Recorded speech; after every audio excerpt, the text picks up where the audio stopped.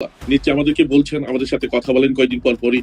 ইনশাল্লাহ আমাদের জননেত্রী আছে বাংলাদেশে, আমাদের একটা নতুন মুখ নিয়ে আমরা দেখব। এখন ইউনূস, তথাকথিত ইউনূস সরকার, ওরা যেন দেশ ছেড়ে না যেতে পারে, ওদেরকে কিভাবে দেশে আটকানো যায় এই ব্যবস্থা আমরা করব। এই বিষয় নিয়ে বিস্তৃত আলোচনা হয়েছে ডোভাল ও পুতিনের মধ্যে। ঠিক হয়েছে আমেরিকা গুছিয়ে বসার আগেই ইউনূসকে হঠাতে প্রয়োজনে সামরিক অভিযান হবে। সামনে থাকবে ভারত, পেছনে রাশিয়া, পরোক্ষে থাকবে চীন, যাতে ইউনূস পদত্যাগ করেন। ভারত, চীন, রাশিয়া, ফ্রান্স ইত্যাদি বিশ্বের বিভিন্ন দেশের সহযোগিতায় আওয়ামী লীগ যদি ফিরতে শুরু করে সেনাবাহিনীর সহযোগিতায়, তাহলে আপনি কি মনে করেন যে বিএনপি, জামাত, এনসিপি আওয়ামী লীগকে ঠেকিয়ে দিতে পারবে?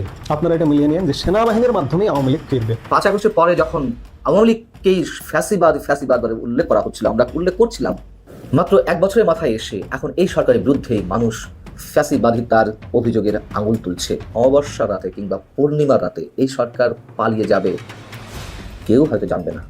প্রিয় দর্শক, ইটিসি নিউজ বাংলাতে আপনাদের আরও একবার স্বাগত। এই মুহূর্তে দায়িত্বশীল ব্যক্তি আর গণমাধ্যমের গুরুত্বপূর্ণ সংবাদ প্রতিবেদনগুলোর কিছুটা অংশ বিশেষ ইতিমধ্যে আপনারা ভিডিও শুরুতেই দেখে ফেলেছেন। তো চলুন যাই সম্পূর্ণ প্রতিবেদনগুলো দেখে আসার আগে চ্যানেলটিকে সাবস্ক্রাইব করে পাশে থাকা বেল আইকনটি ক্লিক করে দেয়। সেই সঙ্গে ভিডিওটিতে একটি লাইক দিয়ে আজকে দায়িত্বশীল ব্যক্তি আর গণমাধ্যমের গুরুত্বপূর্ণ সেই সংবাদ প্রতিবেদনগুলো দেখে আসি।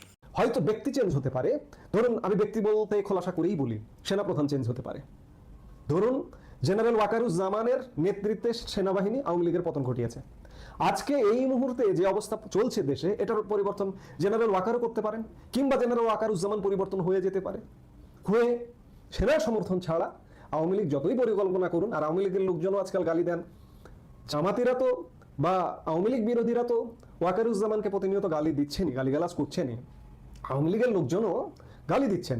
অর্থাৎ একটা গালির কেন্দ্রে পরিণত হয়েছে সেনাবাহিনী। কিন্তু ভাই, নেতাপাতি নেতারা গালি দিচ্ছেন খুব কড়াভাবে। আওয়ামী লীগ প্রধান শেখ হাসিনা অভিযুক্ত করেছে অনেকদিন পরে, ক্ষমতা হারানোর প্রায় 10 মাস 11 মাস পরে অভিযুক্ত করেছে বা করছে। কিন্তু চূড়ান্তভাবে কি গালি দিয়েছে? গালি দিতে পারছে? কারণ আওয়ামী লীগ প্রধান শেখ হাসিনাও জানেন যে আন্তর্জাতিক বিশ্ব লাগবে এবং সেনাবাহিনীকে লাগবে এই অবস্থার, এই শ্বাসরুদ্ধকর, এই নরক পরিবেশ বাংলাদেশের পরিবর্তন হতে। সেটা 1/11-এর ওই রকম একটা প্রেক্ষাপট হোক বা যে কোনোভাবে এর পরিবর্তনের পেছনে সেনাবাহিনীকে মাস্ট লাগবে। কাজেই সেনাবাহিনীকে গালিগালাজ করে গালি দিয়ে রক্ষা হবে না। আজকে সেনাবাহিনী গতকালকে বিশাল অস্ত্রের চালান উদ্ধার করেছে, দেশীয় অস্ত্র উদ্ধার করবে, আরও গৌরবোজ্জ্বল ভূমিকায় আসবে। এবং এই যে আজকে দেখুন সেনাবাহিনী 5 ধাপে, গত 17 সেপ্টেম্বর থেকে সেনাবাহিনী ম্যাজিস্ট্রেসি পাওয়ার নিয়ে 5ম ধাপে এই মুহূর্তে মাঠে আছে। এই মাঠে থাকাটা যদি ধরেন সেনাবাহিনী হঠাৎ করে উঠে যায়, কেমন হবে? ধরেন সেপ্টেম্বর মাস, নেক্সট যে ম্যাথটা বাড়বে বা ম্যাথটা বাড়াবার প্রয়োজন হবে, সে সময় থেকে সেনাবাহিনী মাঠ থেকে মনে করুন উঠে যাচ্ছে। পুলিশের সহযোগিতায় আওয়ামী লীগ তাদের অফিস পুনরুদ্ধার করছে কিংবা তাদের সাংগঠনিক কার্যক্রমে ফিরছে।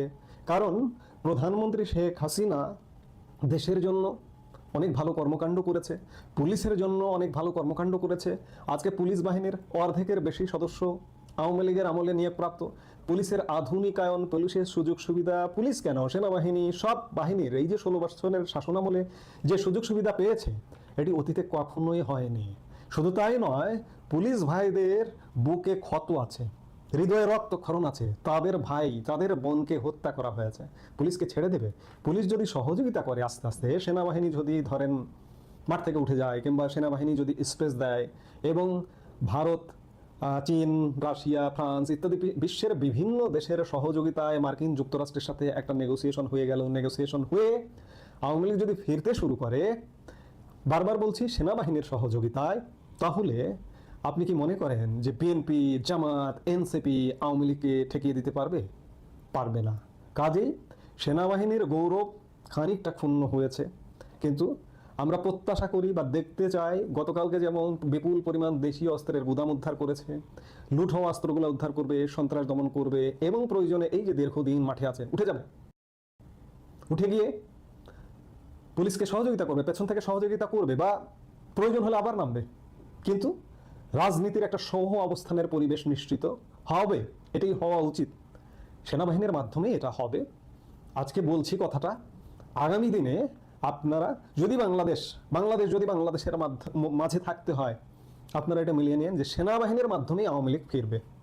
আন্তর্জাতিক বিভিন্ন প্রতিষ্ঠান, আন্তর্জাতিক বিভিন্ন গণমাধ্যম বার্তা সংস্থা, তারা তাদের দৃষ্টিভঙ্গি থেকে নানান ধরনের প্রতিবেদন প্রকাশ করছে এবং এগুলো সবগুলোই বাংলাদেশ কোন দিকে যাচ্ছে, কোন অন্ধকারের দিকে, সেসব বিষয় তুলে নিয়ে আসছে। আটলান্টিক কাউন্সিল এটি একটি মার্কিন থিঙ্ক ট্যাঙ্ক প্রতিষ্ঠান, আপনারা অনেকেই জানেন। তারা একটি প্রতিবেদন প্রকাশ করেছে যার শিরোনাম হচ্ছে বাংলাদেশের revolution is at a crossroad.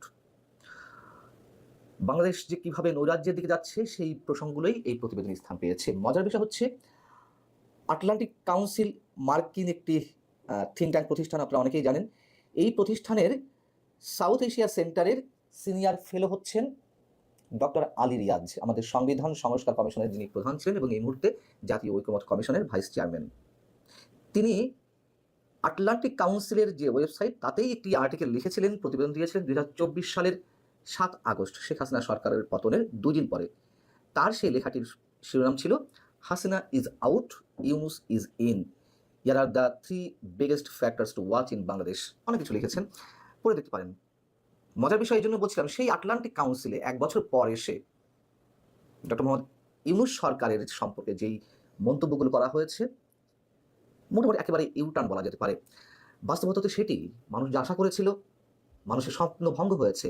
কি বলছে আটলান্টিক কাউন্সিল এখানে বলা হচ্ছে, আমি এই দীর্ঘ একটি লেখা, এর অংশ বিশেষ আপনাদের সামনে তুলে ধরছি, ব্যাখ্যার মোটামুটি খুব একটা প্রয়োজন হবে না, আমি একটু বলি আপনাদের সামনে। এখানে বলা হচ্ছে যে বিপ্লবের বর্ষপূর্তির সময় বাংলাদেশের নাগরিকরা এটিকে পকেট মার হিসেবে দেখছেন। চরমপন্থীরা শক্তিশালী হয়েছে, সংখ্যালঘু নির্যাতন বেড়েছে, রাজনৈতিক প্রতিদ্বন্দ্বীদের লক্ষ্যবস্তু করা হচ্ছে এবং অর্থনৈতিক অবস্থা টালমাটাল। জাতিকে গণতন্ত্রের দ্বার প্রান্তে নয় বরং নৈরাজ্যের দ্বার প্রান্তের দিকে ঠেলে দেওয়া হচ্ছে। আটলান্টিক কাউন্সিলের এই প্রতিবেদন বলছে 5 আগস্ট 2024 হাসিনা পতনের পরপরই যা যা উল্লেখ করা হলো সংক্ষেপে, এই সব কিছুই জলজল করে উঠেছিল প্রথম দিকে। ধর্মীয় চরমপন্থীরা দেশ জুড়ে ভাস্কর্য এবং শিল্পকর্ম ভেঙে ফেলে। এর পরপরই আল কায়েদার যে মিডিয়া উইং আল সাহাব 12 পৃষ্ঠার একটি বার্তা প্রকাশ করে, যেখানে এই ঘটনাগুলোকে মুসলমানদের বিজয় হিসেবে উল্লেখ করা হয়, ভাস্কর্য ধ্বংসের প্রশংসা করা হয়। সন্ত্রাসী হিসেবে ঘোষিত হিজবুত তাহরির ঢাকার রাস্তায় কোনো ধরনের বাধা ছাড়াই খিলাফতের জন্য মার্চ নিয়ে মিছিল করে। যদি আমরা দেখেছি পরবর্তীতে সেই মিছিলে পুলিশ একটু আক্রমণ করে, চারিদিকে সমালোচনার ঢেউ যখন ওঠে তখন। যাই হোক, এখানে বলা হচ্ছে অন্তর্বর্তীকালীন সরকারের প্রাথমিক পদক্ষেপ ছিল আল কায়েদা অনুমোদিত আল আনসার আল ইসলামের শীর্ষ নেতা জসিমউদ্দিন রহমানের বিরুদ্ধে অভিযোগ প্রত্যাহার করা। শীর্ষ জঙ্গি সহ 15,000-এরও বেশি বন্দী দ্রুত জামিনে মুক্তি পেয়েছে। সারা দেশে সমন্বিতভাবে কারাগার ভাঙার ঘটনায় 98 জন দোষী সাব্যস্ত ইসলামী সন্ত্রাসী কারাগার থেকে পালিয়ে যায়। আর এখন রাস্তায় জিহাদি পতাকা উঠছে, কর্তৃপক্ষ অন্যদিকে তাকিয়ে আছে উদাসীনতার ভাব করে। অন্তর্বর্তীকালীন সরকারের প্রধান উপদেষ্টা মোহাম্মদ ইউনুস যদিও মুখে বলছেন বাংলাদেশে উগ্রবাদ পুনরুত্থিত হবে না, কিন্তু বাস্তবতা বলছেন ভিন্ন কথা। এখানে বলা হচ্ছে যে জুলাই আন্দোলনে নারীদের একটি বড় অংশ সামনের কাতারে ছিলেন শেখ হাসিনা বিরোধী আন্দোলনে, অথচ তারাই এখন মৌলবাদী শক্তির উত্থানে প্রথম আক্রান্তের শিকার। অন্তর্বর্তীকালীন সরকার ক্ষমতা গ্রহণের পর থেকে ধর্মীয় সংখ্যালঘুরা নতুন করে সহিংসতার মুখোমুখি হচ্ছে। এখানে হিন্দু বৌদ্ধ খ্রিস্টান ঐক্য পরিষদের একটি পরিসংখ্যান তুলে ধরা হয়েছে, যেখানে বলা হচ্ছে যে গত 2024-এর 5 আগস্টের পর থেকে 2025-এর জুন পর্যন্ত 2442টি হামলার ঘটনা ঘটেছে। ইসলামী জঙ্গিরা ধ্বংস করেছে কয়েক ডজন সুফি মাজার এবং আহমদিয়া মসজিদ। যখন ডক্টর মোহাম্মদ ইউনুস প্রশ্নের মুখোমুখি হচ্ছেন তখন তিনি এগুলোকে সাম্প্রদায়িক হামলা বলতে রাজি নন, তিনি বলছেন রাজনৈতিক আক্রমণ। এখানে বলা হচ্ছে অন্তর্বর্তীকালীন সরকার আইনের শাসন পুনরুদ্ধারের প্রতিশ্রুতি দিয়েছিল। তাদের কাছে আওয়ামী লীগ সরকারের সবচেয়ে অন্ধকারময় বিষয় ছিল হচ্ছে জোরপূর্বক গুম এবং হেফাজতে মৃত্যুর ঘটনা। অথচ এই সরকারের প্রথম 11 মাসে বিচার বহির্ভূত হত্যাকাণ্ডের ঘটনা ঘটেছে 27টি, যা 2023 সালে যে বিচার বহির্ভূত হত্যাকাণ্ড ঘটেছিল তার চেয়েও 7টি বেশি। আইন শৃঙ্খলা পরিস্থিতি অবস্থা এমন পর্যায়ে পৌঁছেছে, এতটাই অবনতি ঘটেছে যে যা অকল্পনীয়। দায় মুক্তি নিয়ে মব সন্ত্রাস চলছে নির্বিচারে। বর্তমান সরকার ক্ষমতা গ্রহণের পর থেকে বাংলাদেশে 179টি গণহত্যার ঘটনা ঘটেছে। এটা তারা কিভাবে হিসাব করেছে আমি জানি না। ফেব্রুয়ারিতে জনশৃঙ্খলা ফিরিয়ে আনার জন্য যখন অপারেশন ডেভিল হান্ট পরিচালনা করা হলো, পুলিশ প্রায় 20,000 মানুষকে আটক করে, যাদের প্রায় সবাই আওয়ামী লীগের সমর্থক। মে মাসে সংখ্যাটি পৌঁছেছে 48,400-তে। অর্থাৎ সারা দেশে যে গণগ্রেপ্তার ধরপাকড়, শুধু মে মাসে 48,400, যা ইতিহাসের রেকর্ড সৃষ্টি করেছে যে 1 মাসের মধ্যে এই পরিমাণ মানুষকে ধরা হয়েছে, যাদের প্রায় সবাই তাদের লক্ষ্যবস্তুতে পরিণত হয়ে আছে। এই প্রতিবেদন বলা হচ্ছে আটলান্টিক কাউন্সিলের দীর্ঘ এই প্রতিবেদন বলছে সন্দেহ বেড়েছে যে সরকার ইচ্ছাকৃতভাবে নির্বাচন পিছিয়ে দিতে পারে। যাতে 2024 সালের জুলাইয়ের অভ্যুত্থানের ছাত্র নেতাদের দ্বারা তৈরি ন্যাশনাল সিটিজেন পার্টি এনসিপি এবং তাদের মিত্র ইসলামপন্থী দলগুলোকে শক্তিশালী করা যায়। এগুলো আমরা অনবরত বলে আসছি, এগুলো একেবারে ওপেন সিক্রেট।